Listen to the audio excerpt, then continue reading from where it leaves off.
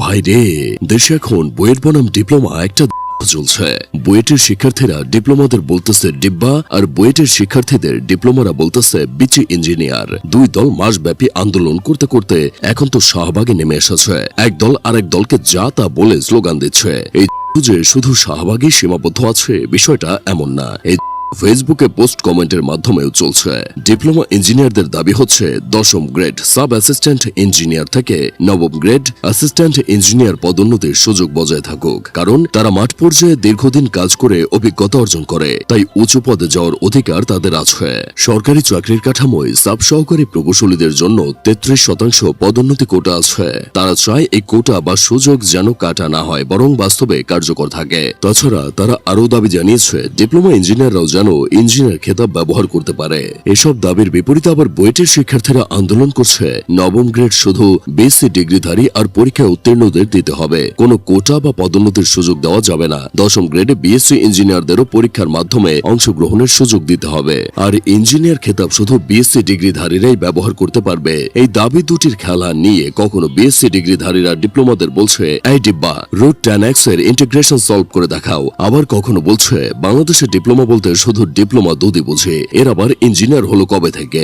আবার কেউ কেউ বলতেছে ডিপ্লোমা করে যদি ইঞ্জিনিয়ার হওয়া যায় তাহলে আমিও একজন প্রফেসর, কারণ আমি টিউশনি করাই। এসব শুনে ডিপ্লোমারা বুয়েটিয়ানদের উদ্দেশ্যে বলছে ভাত পায় না 9মে, নজর পড়ছে 10মে, লক্ষ কোটি বাজেট পুরি দিন শেষে বানায় অটো গাড়ি। আবার কেউ বলছে একজন বুয়েটিয়ান বলে গর্ব করার বেলায় টনটন, কিন্তু আবিষ্কারের বেলায় করে ঠন ঠন।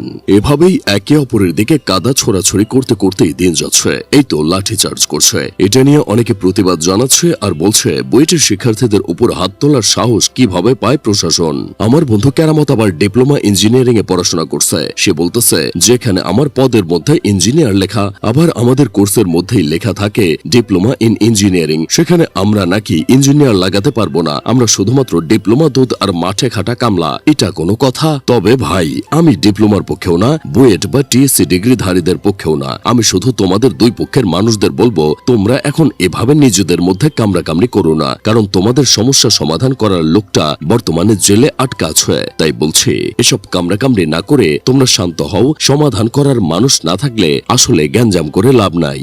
যাদের আবিষ্কার শুধুমাত্র অটোরিকশা আর অহংকার, যাদের বিশ্ববিদ্যালয় নাই বিশ্ব র্যাঙ্কিং তালিকায়, তাদের নিয়ে আবার এই দেশের অহংকারের শেষ নাই। আবার যে কোটার জন্য আন্দোলন করলো ছাত্ররা, এখন আবার সেই কোটা বজায় রাখার জন্য আন্দোলন করছে ডিপ্লোমার ভাই বোনেরা। এটা দেখলেই বেমানান লাগে। নিজের যোগ্যতায় মেধার ভিত্তিতে চাকরি মানুষ পাক, সেটা অবশ্যই মেধাবীরা চায়, তবে তারাই কোটা চায় যাদের মেধার পরিমাণ কম। কিন্তু এখানে কথা হচ্ছে 9ম গ্রেডও যদি বড় ভাইদের জন্য বরাদ্দ করে দেওয়া হয়, আবার 10ম গ্রেডও উন্মুক্ত করে দেওয়া হয়, তাহলে ছোট ভাইরা কোথায় যাবে? এসব কিছু সমাধান কিন্তু সরকার দুই পক্ষকে ডেকে নিয়ে করতে পারত, কিন্তু সবাই রাস্তায় নেমে এসে কামড়াকামড়ি না করা পর্যন্ত এদেশের সরকাররা কিছু করে না। এটাই হয়তো এখানকার সিস্টেম। যাই হোক, শেষমেশ আমি গোলাম হোসেন একটা কাজের কথা কই। আচ্ছা, যারা ডিপ্লোমা পাশ করে বিএসসি করছে তারা এই আন্দোলনের সময় কাদের পক্ষ নিবে? ডিপ্লোমাদের পক্ষ নিবে নাকি বিএসসি ডিগ্রিধারীর পক্ষ নিবে?